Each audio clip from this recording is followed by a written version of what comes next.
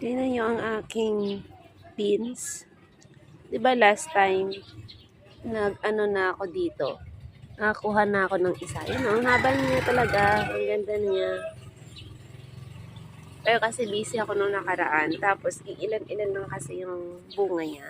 So, hindi ako talaga makapag-harvest ng yung isang harvest. Alam mo yun. Yan, oh. Haba, oh. Haba. Hindi ako makapag-harvest ng ganoon. Kasi, ilan lang eh. So, pag may another bunga, matanda na yung iba, ganon. So, yun yung nangyayari. Ito, hindi siya nag-succeed. Ito, hindi siya ganon kaganda, yung bunga niya. But at least, siguro what will I try is to get binhi. Yan. Itong sa gitna na to, grabe yung bunga niya. Dati sa gitna at dito sa gilid. Marami siyang bunga.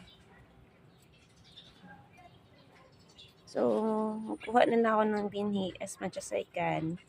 Then, magtatanim ako ng marami. Ayan.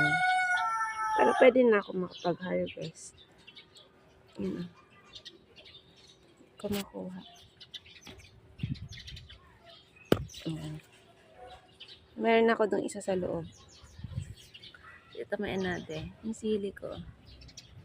Makapagpaano din. Hindi siya ganun ka-productive yung dito.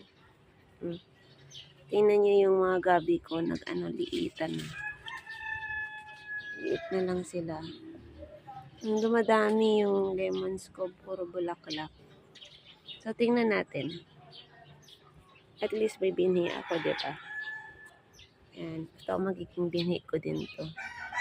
Ano? Ay, meron pa pala dun sa ilalim. Maliit lang. Pero sige, akit natin. Ito mahaba din to. So, sabay-sabay ko silang itanim para makapagpadami ako.